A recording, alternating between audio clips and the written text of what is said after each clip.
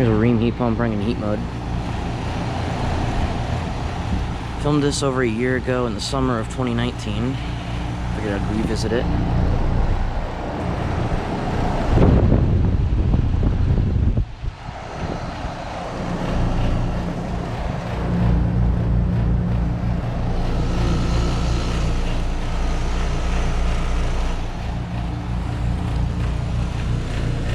It's working really well. I said in 2019 that I was going to get it defrosting last winter, which of course didn't happen, but this winter I'll try to get it.